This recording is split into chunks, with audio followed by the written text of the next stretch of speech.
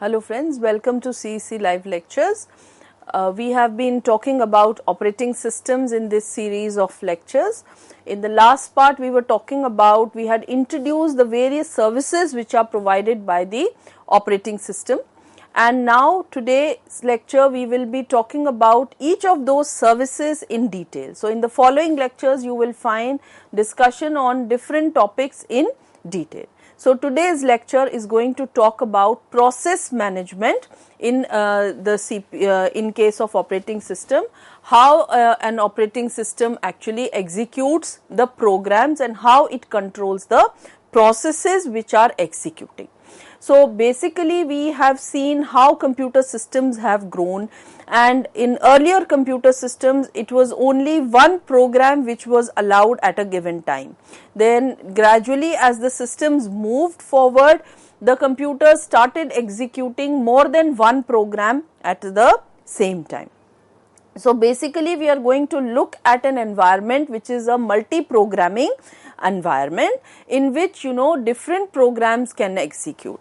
So operating system can actually execute a variety of programs, and we have seen like these are different nomenclatures which are given to this whole idea of program or process.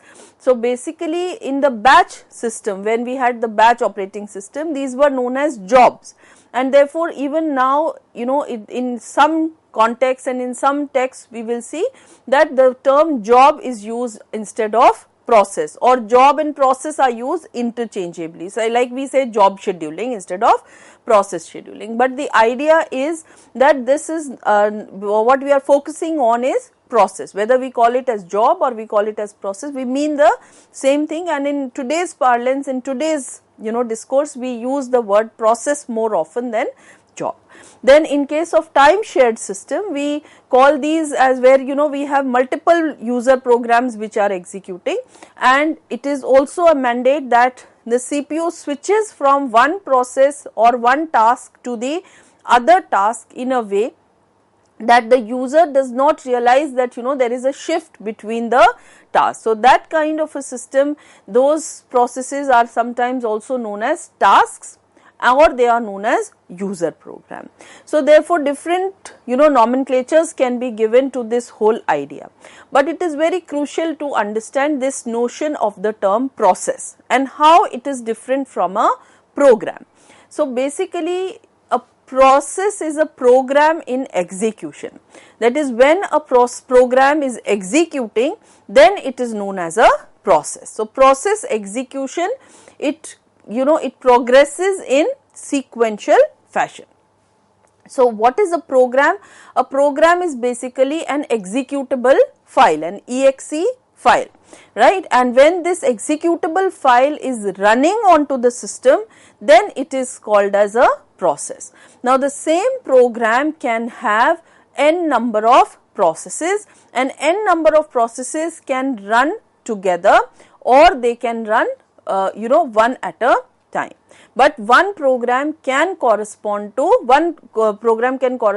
multiple processes, right? So multiple a process is basically a program code, right? So a process has got multiple parts. There are different parts of a process. So the first part, what we call as the code, what is written in a programming language or the program code, is just one part of a process, and this is known as the text section. Current activity, which is includes the program counter or the processor registers, that is coming under the program counter part. Then we have the stack part, which contains temporary data like variables, right, function parameters, return addresses, local variables. Then there is a data section which contains global variables, and of course there is a heap section which is basically containing the memory which is dynamically allocated during runtime. So the heap is basically the memory which is allocated to a process while it is running. So the memory which is claimed by the process.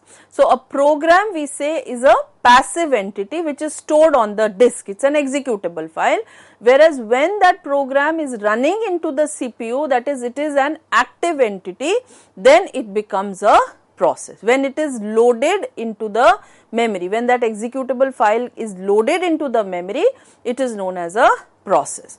Now, execution of the program can be started by a mouse click, or it could be a command line entry, or it could be any ways a program can be initiated. And as I already said, that one program can be several processes, right? Like for example, multiple users are executing the same program. So, the same program can have different processes which are running at the same time, and same process can be claimed by different users also, right. So, when we have a process in the memory, when it is loaded in the memory, it can have this different sections, that is, it can have a code, it can have some local data like argument values, then it has a heap which is the memory which is allocated to this, and then it is a part of the entire memory stack. Besides this also it can have program counter and other kinds of parts. So, a process is an active entity which is actually available in the computer's memory. Now, a process, it executes, as it executes, it changes its states also. State means what is the current state of the process, what is, in which part or in which form of execution is it. So, when a process is being created, it is called as a new process, that is called the new state. When the instructions are being executed by the CPU, then it is the running state of the process. Then when the process is waiting for some event to occur, then it is in the waiting state. After the waiting state, again it is in the ready state, that is, the process is waiting to be assigned to a processor. It is ready and it is available in the memory, and now it is going to be assigned to the processor, and then finally the process has finished execution, it is said to be terminated, the process is ending. So, from the starting or the creation of a process to the time the process is terminated, it can be in n number of states. So, if we look at the process state diagram, this is a very interesting diagram. So, when a process is created, then it gets admitted into the memory where it comes under the ready state. From the ready state, it is now going into the running state. Running state means it is being executed. Now, while the process is being executed, there can be an IO or event wait. So, IO means that the process has to stop for any kind of input output operation. So, then the process leaves the CPU and it comes under the waiting, or the CPU itself can be preempted, that the process has to be removed. So, then after the wait IO or event is completed, again it goes back into the ready state. So, whether the process is interrupted or the process is stopped due to an IO, it will go back to the waiting state, and then after IO it will go back to the ready state. Now, when the event is finished execution, when the process is completed its execution, then it will go in the terminated state. So, what we see here like exit or admitted, these are the different kinds of operations, these are the different kinds of functions which are taking place. So, when a running process exits the CPU, it is said to be terminated. We will also see in later discussion that what are the scenarios under which a process can get terminated. Besides being completed, there are other aspects also when a process can be terminated before its completion can take place. Now, another very important aspect is the process control block or the PCC. So, a process basically is a running entity, and therefore, a lot of information about this process needs to be stored, because this is also called as a task control block, because we know that the operating system is going to move from one process to the other, right. The CPU is going to be assigned from one process to the other. So, it is very important that the complete information and the complete data about the process is maintained, is recorded at some place. So, therefore, the process control block or the task control block has been created, which will store the complete biography of the process. So, it will contain information such as the process state, the different states that we just saw, whether it is running or it is waiting or it is terminated or it is ready. So, what is the process, which state the process is in currently. Then what is the program counter, that is the location of the instruction to next execute. So, program counter is going to have the value of the next instruction in the process. Then it will also have information about the CPU registers, that is what are the contents of all process centric registers at that given instant of time. Then CPU scheduling information, that is prioritizing what are the queue pointers which are there, how the CPU is going to be scheduled. Then what is the memory management, how much memory has been allocated to this particular process. Besides this, it also has some extra information like how much CPU time is used, how much clock time is elapsed since start, what is the time limit, what is the IO status information, whether IO devices are allocated to the process or not, what are the list of open files. So, basically the process control block is the complete directory, complete database of the state of the process, of the various dimensions of the process which it may have, and it is the process control block which is actually referred to over and over again by the CPU or by the operating system whenever a process allocation or process scheduling is done. So, if we look at this diagram, it clearly shows that how the CPU will switch from one process to the other. So, if a process P0 is being executed, then there is an interrupt or a system call from the process P1. So, then P0 is to be put, its state is saved in the process control block of P0, right, and then P1 is allocated the CPU and its information, its data is again shared in the process control block for P1. Again, when there is an interrupt for P1, so the data about P1 will be stored in PCB1 and the control will be transferred to PCB0 with its data or with its state, the revised state, the reloaded state will be again put in PCB0. So, why is this happening? Because it keeps the tab, like how much the process has been completed. Before the process moves out of the CPU needs to know, the operating system needs to know how much portion of the process has been completed, so that next time when the CPU is, when the process resumes execution in CPU, so it can begin from that particular time. So, therefore, this is a very efficient mechanism of time saving and resource saving by the CPU, and also providing the user with a multitasking time sharing scenario where the user does not realize how the CPU is switching from one process to the other process. Now, when we talk about processes, there is another very interesting term that we use, that is known as a thread.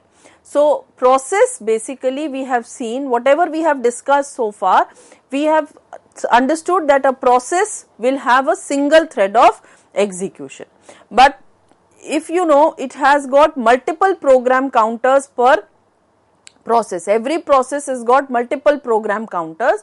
What is program counter? Program counter is the count or is the next instruction which is to be executed. So, after one instruction you have multiple instructions which can be executed. So, multiple locations can execute at once. So, multiple threads of control can be there in that case. So, in this case we have to store the thread details also, multiple program counters have to be stored in the process control block.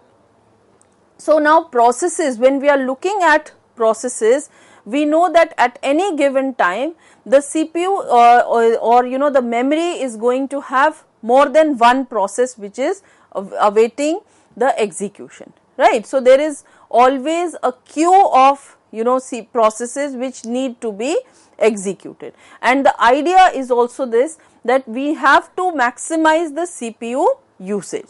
So therefore the CPU should not be left idle at any time, because you know there has to be quick switching between the processes for the time sharing kind of system. So we have an important element called the process scheduler.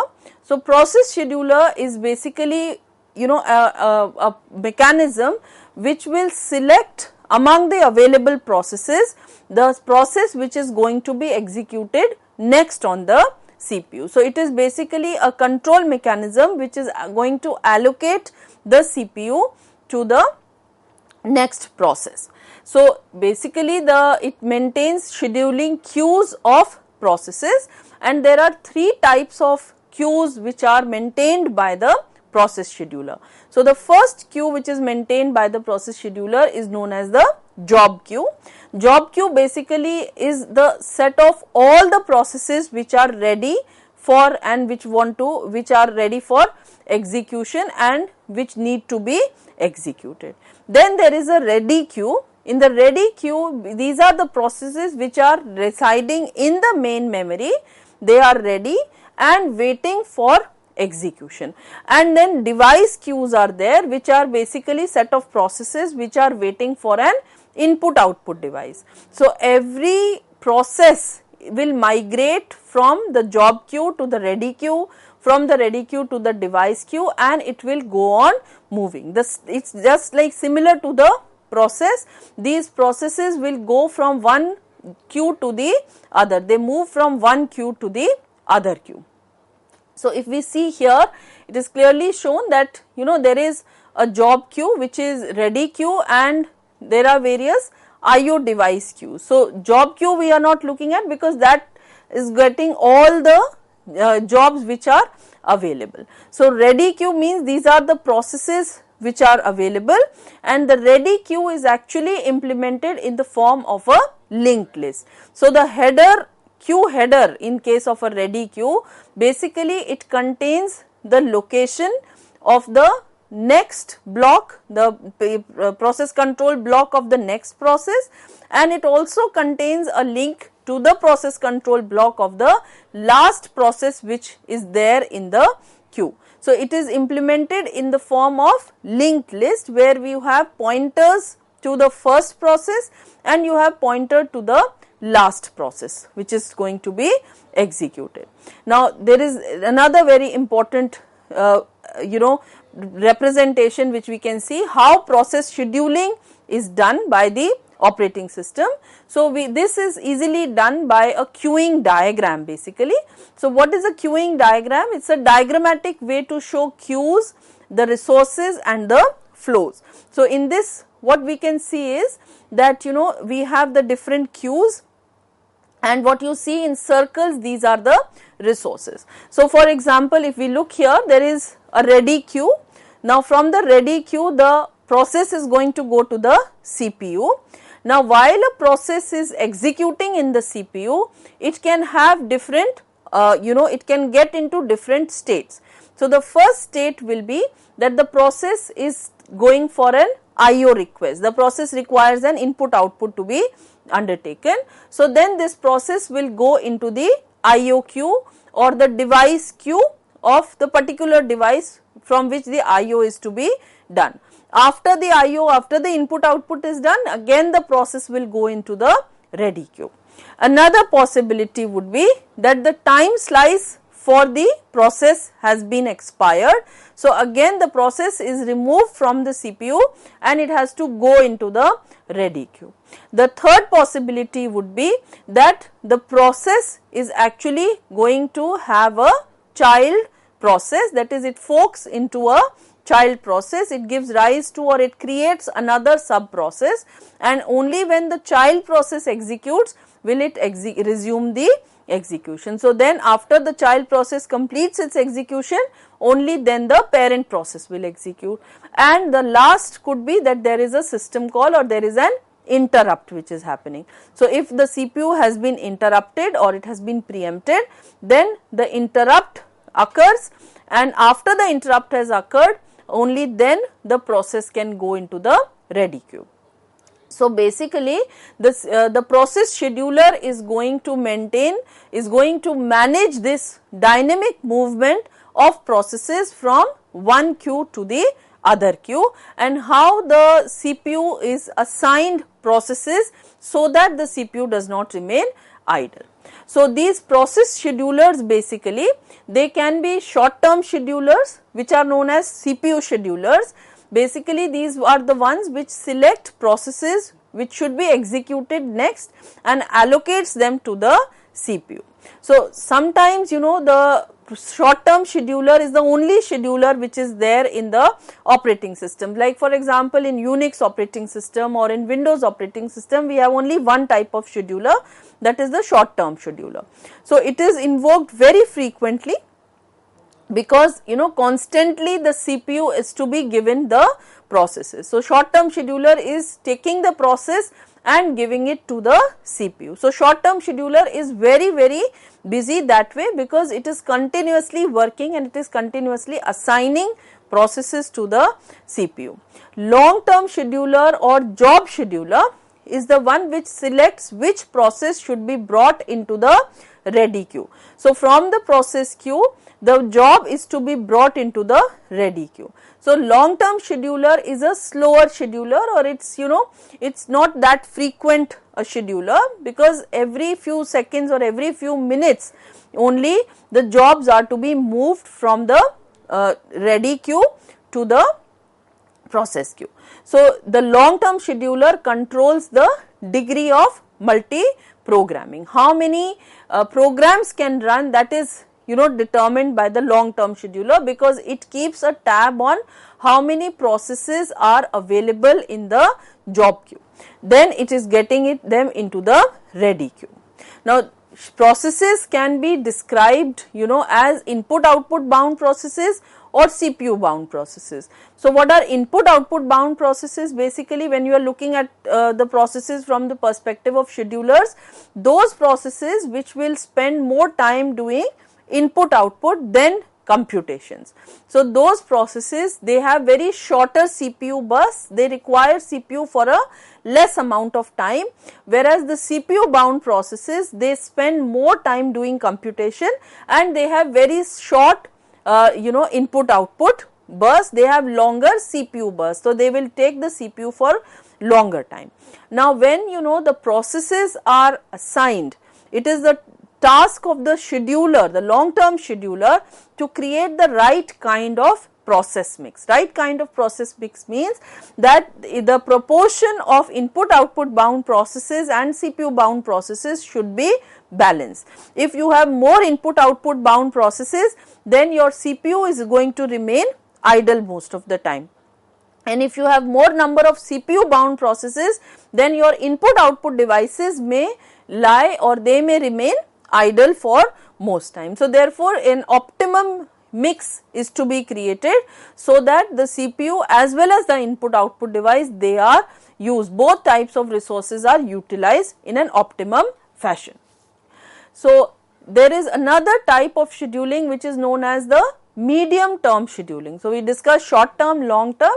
There is another interesting type of scheduling which is known as medium term scheduling, which can be added if degree of multi-programming needs to increase. If you want to further enhance your multi-programming, so in the medium term scheduling, there will be another swapping mechanism which is going to take place, and the process will be removed from the memory, it will be stored on the disk, and from the disk it will be brought back to the memory when the execution is taking place. So the medium term scheduler is going to take up this swapping, this movement of back and forth movement of processes from the memory to the disk and back to the disk. So this is only a mechanism to enhance multi-programming capabilities of the system. Now, in multitasking in mobile systems is also very important. Like we have seen that in early versions of iOS or the Apple mobiles, they only allowed one process to run, others remain suspended. Why? Because we had screen which was limited screen space, user interface limits were there, right. So, there were only single foreground process that was also controlled using the user interface. But gradually we are seeing that multiple background processes in memory running, but not on the display, and they were within the limits. Limits were what? Short task, receiving notification of event, or long running task like audio playback, etc. These were gradually introduced. Now the multitasking in mobile systems is becoming all the more possible, and Android mobile systems or Android mobile operating systems, they are allowing much ahead or much higher degree of multitasking in mobile system, both the foreground as well as the background processes. So friends, we shall be continuing with our discussion on process management in the forthcoming lectures. Till then, please keep watching CEC. Thank you.